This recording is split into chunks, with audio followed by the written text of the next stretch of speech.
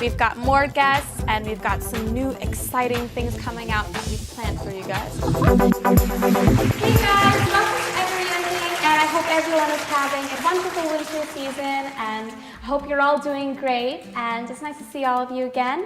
How are you all doing today? Let me know, tweet me, Facebook me, be sure to check out the website. I always like to hear what all of you guys are up to. And speaking of being up to stuff, the other day my mom and I, we were talking about how time is this huge thing in our lives, a huge factor. And a lot of times time can help us do things. They can give us more opportunities, but sometimes time can also play the enemy role, the antagonist, and it can also prevent us from doing things because you only have so much time. It's so rare and it's very important, and as soon as time is gone, it's gone. So we should always try to use it wisely. And today we have a guest, and we know that time can get in the way of a lot of things, but so can distance. But our guest today is not letting distance or time get in the way of anything. He's a really huge believer. He is 20 years old, and he's actually leaving for London in 3 days, which is why we are so fortunate and so lucky and happy to have him here today, despite his immensely busy schedule. He is an alumnus of Berklee College of Music with a GPA of 3.97. He was a scholarship student, and he's also performed at Berklee's prestigious Singers Night and Perfect Pitch vocal showcases. Aside from all of that, he was also a recipient of numerous music festival solo awards, such as the Best Pianist at the Heritage Music Festival and BC Interior Jazz Festival.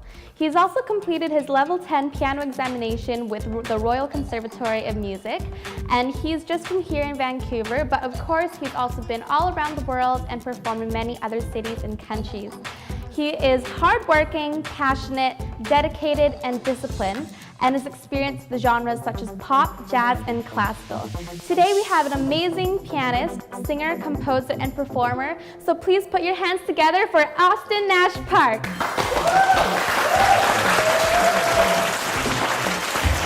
Hi. How are you? I'm good, how are you? Good. So what's it like packing and getting ready for London? I know you're leaving in 3 days, right? Yeah, 3 days. It's a bit of a stressful, but it'll be a relaxing situation in 3 days, I guess. I just keep on thinking, how I'll feel when I get on the plane and I'm just sort of going, and everything that I own is on my back. And yeah, it's just all the anticipation, all stressing out, yeah. But as soon as you're on that plane, you'll be like, I'm fine. Exactly, whatever. exactly. Breathe in the air. So you're a really, really talented songwriter. I know because my mom and I creeped your YouTube. But when did you start writing songs? I started writing songs, my own songs, when I was 15 years old, if I remember correctly. And I started playing piano when I was 13 and singing when I was... Oh no, sorry, I started playing piano when I was 9 and started singing when I was 13. And so I guess it was just sort of a natural... I was a huge music fan from whenever I can remember, since I was a child. And then I guess I thought, I might as well, sort of try my hand at this. Yeah. And so I just have steadily, written more and more and more songs. And now I have over 30 songs recorded now. So it's a bit of a depository, I guess, of just potential hits, I guess I would like to think, but who knows. Well, that's good that you recorded all of your songs, and as a songwriter too, I also love to record them, or even when I'm just writing, have a record in the background so I don't forget. But have you ever had a song that you wrote, then after a few years not like it? Because I know I did. Oh yeah, no, I kind of have 3 things that I do with songs. The first is I'll write something and it'll be maybe just a half-finished song or something, and I'll say, oh, that's, and I'll rip it up and throw it away. And then sometimes I get through a song and then I'm thinking about it, and I guess maybe it's usually within about 2 weeks to a month. I can just go, no, that's just not working. And I find it's something that you can't really. It's not a rational thing, it's sort of an irrational reaction, right? Like you have, I guess, even though a song should work, like you feel like it should work, and you feel that just everything is going for it, but for whatever reason, it doesn't get you. It doesn't hit you at the core. It doesn't move you, and then it doesn't move anybody else. And so for whatever reason, it doesn't work. And then there's the ones that you think are, I guess, more just, you think they're less good, and that they end up being the ones that sort of stay with you and influence other people and move them. Yeah, like the little like underdog songs here and there. We all have those, yeah. Yeah, it's more of just this broad thing, like, or at least the songs I think that are the best ones that I write. I just sit down and I feel inspired. I don't know by what, but I just, I'm like, okay. And sometimes I'll have sort of loose ideas, like, okay, I really like this concept, or I really like this, and then sometimes I'll just sit down at the piano and it sort of just comes out, right? And with this song in particular, I guess the concept actually, there's a movie from the 80s, it's one of my favorite movies, called Blade Runner, with Harrison Ford, and there's an ending monologue that has a sentence that is, all things, all these memories will be lost in time, like tears and rain. And then I said, you know what,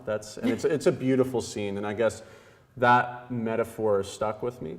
And then I wrote a song about it that's more about, I guess, love, but the fragility of existence, I guess. It's I think there's an existential element to a lot of what I write. When you said Blade Runner, I don't know why, but the first thing I thought was like, Looney Tunes Roadrunner, like, meep, meep. Yeah. That's the first thing that I thought of. But yeah, anyways, on YouTube, you just had your YouTube, like, I think you just made it, and you have 2 videos, but they're amazing. And, as a YouTuber as well, sometimes I can get like negative criticism, negative comments, stuff like that. And of course, as a performer, like, you can't please everyone, and I've learned that as well. How do you address things like that? So you have to sort of, as much as it hurts when every one of those sort of hits, at least you have to just sort of go, okay, you know what, and you also, you also listen, because sometimes they'll actually have a constructive criticism.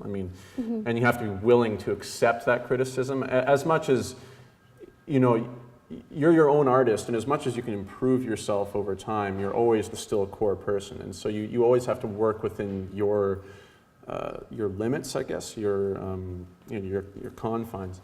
And so you can react to it, but I guess what I'd say is just you have to just take it and then just move forward in whatever way you can, whatever way feels right.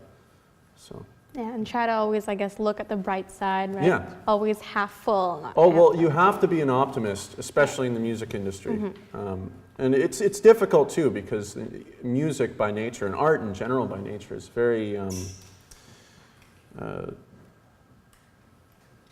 it's very emotional when you express it, right? Like it's sort of expressing your inner soul, right? Your inner being, and so it's very difficult to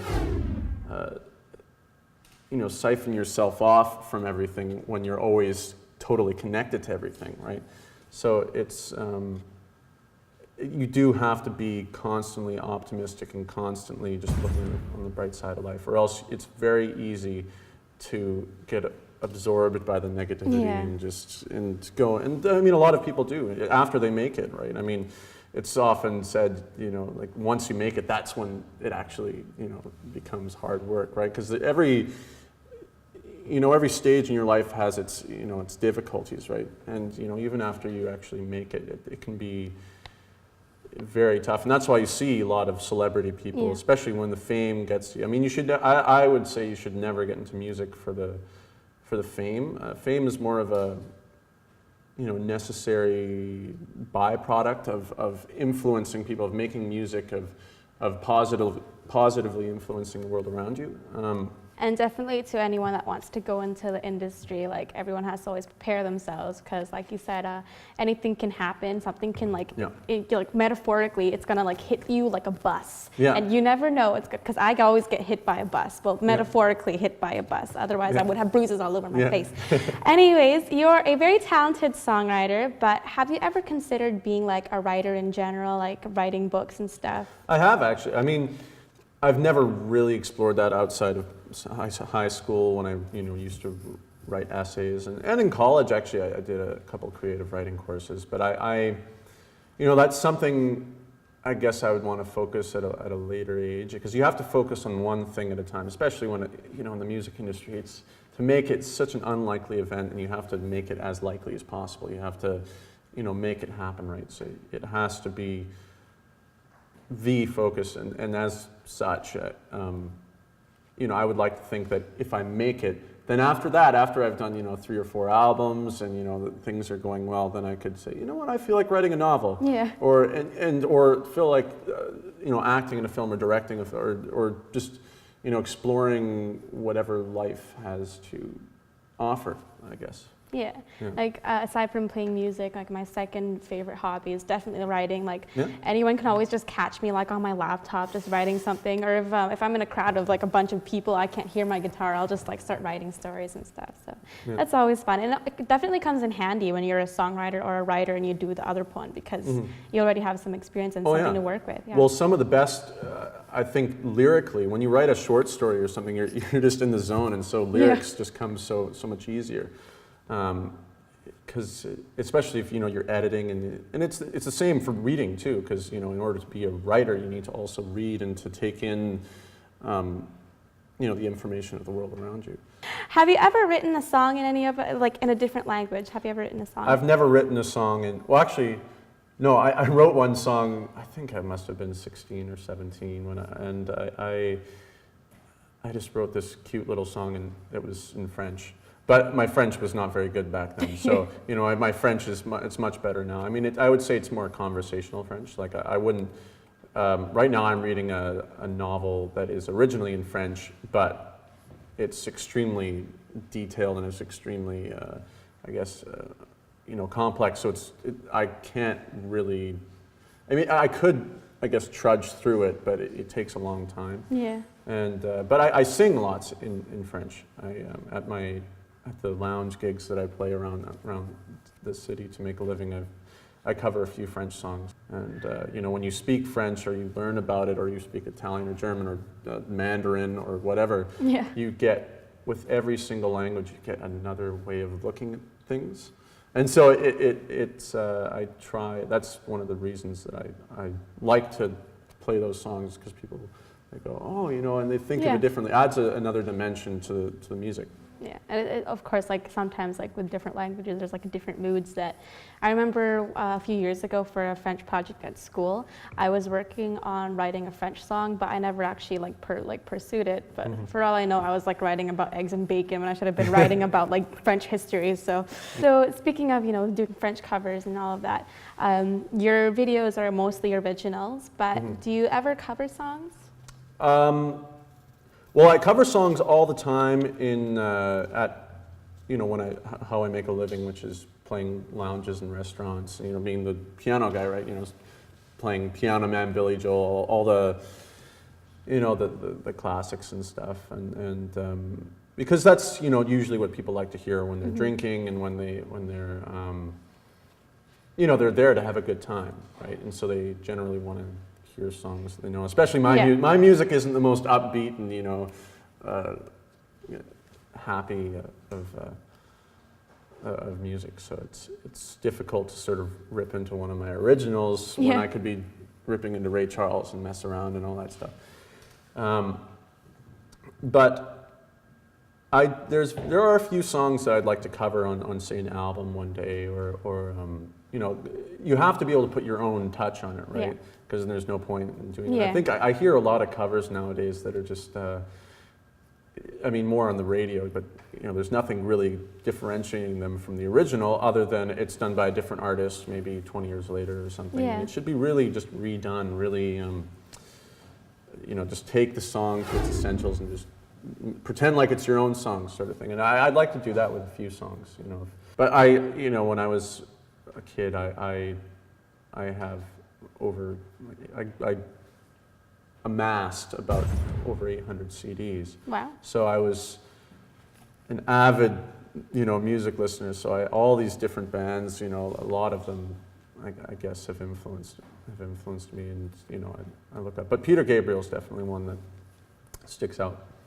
Yeah, kind of like for me, when I write my music and when I sing my music covers, when I pick that stuff, I'm more into doing like the whole like pop and like hip hop kind of genres. But when personally I listen to artists, a lot of my favorite like musicians are mainly like rock bands and like alternative. So like when people ask me who my favorite artists are and I like mention all these bands, they don't even expect it coming from me, and I'm just like, oh.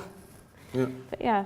Oh, Philip surprises like a box. Yeah. Christmas box. Christmas, like Feliz Navidad. That's what we were. I was like, what were we talking about? That sounded like Christmas.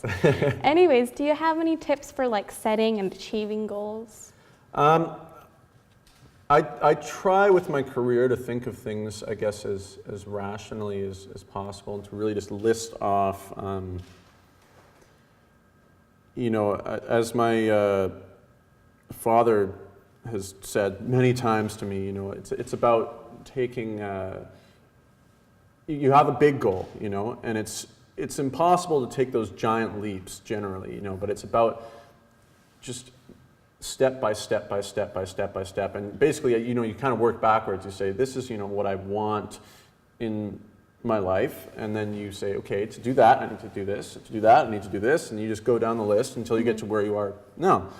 And you sort of, it doesn't have to be a written down list necessarily, but just something that's generally in your mind. And you, I guess you just do each one. Because when they're little steps, they're not so hard to do. They're just little things that, it's like any, homework or anything. You just do it. That word dreads me. In a list-based anti-procrastinatory fashion, I guess, is the anti-procrastinatory. Yeah.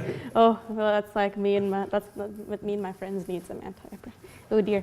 Anyways, speaking of earlier, we were talking about Christmas. Oh, I'm so excited. I'm always excited for Christmas. Like whenever like Christmas is done, my mom and I are already like 365 more days to go, guys. That's literally us. And then we go into post-Christmas depression because it's just the happiest time of the year. And anyways, jingle bells. I know you write jingles as well. And is this something that you also like to do, or? Well, jingles more for commercials, and I generally am just used more as either a voice or like singing, or as a piano player, or just in the background. But there's been a couple of things that, like I was on a McDonald's radio spot, and I was on A&W, because they pay really well. It's a good thing. You go into the studio for like an hour and a half, and then it's just, they say, okay, sing this, sing some word over and over again. Yeah. And then you leave the studio, and then you get a giant check in the mail one day. And it's like, oh, well, this was worthwhile. this beat's working, like my... Yeah, well, you get paid for like singing Burger and Fries like 9 times. Yeah. I remember I heard that Justin Timberlake was like the voice behind the original like ba-da-da-da-da, and I was just like, JT, and then when I'm like going to McDonald's now, I'm like, Justin Timberlake sang for this place, so technically these fries could have been like in the presence of Justin Timberlake. Who knows? Okay. Anyway, fangirl mentality. That's what comes with being a teenager. Yeah. So what does this room have to do with Justin Timberlake? It's in a city that's only about roughly 2,000 miles from where he is right now. You never know. Maybe like a piece of tissue could have like been the sister of another piece of tissue that he used. eBay. Yes. Well, we're all, atomically like related. We're all, as Carl Sagan said, we're all made of star stuff. So we're all related, I guess. We're all okay. And anyways, why don't you let our viewers know why you're going to be in London now? London is, I guess, just a place where you can make it. It's one of the centers of the world for everything, let alone music. And I would argue that it is still one of the creative centers of the world for music, and you know, historically, just over the last 50 or 60 years, the popular music industry has been dominated by British bands, whether it be the Beatles or the Rolling Stones, or groups of, you know, all kinds. And so for whatever reason, on their, you know, their island there, they have a you know, just I guess a sense of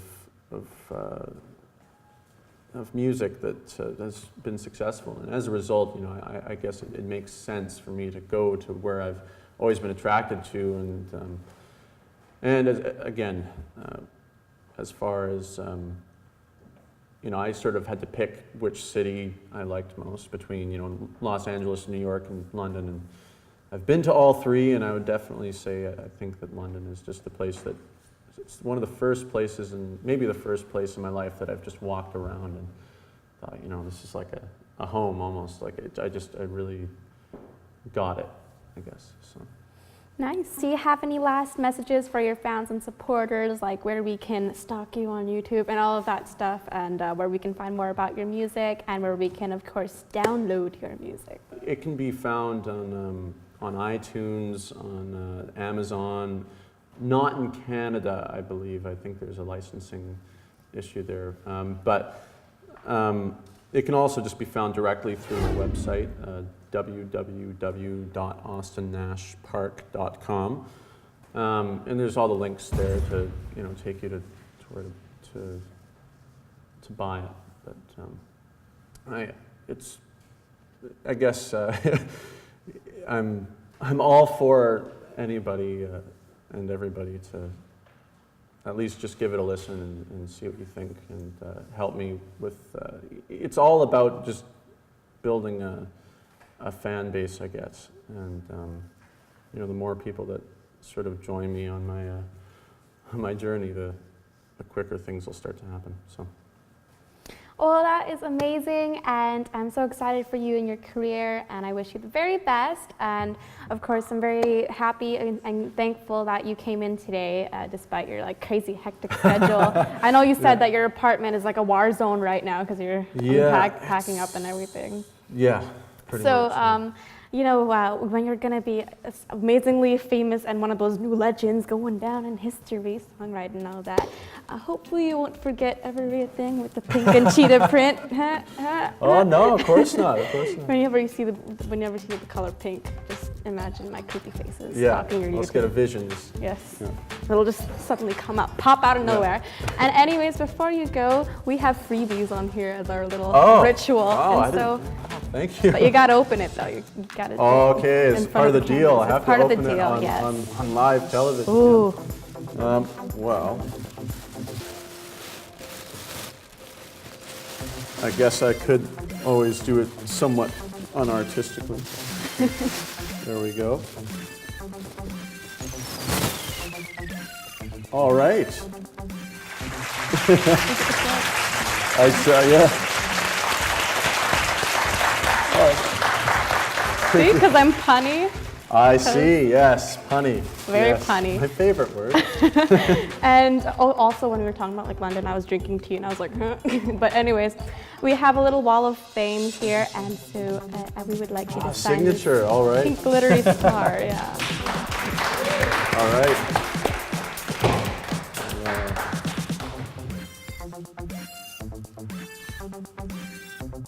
Well, once again, everybody, Austin Nash Park, thank you so much for coming. Give him another big round of applause.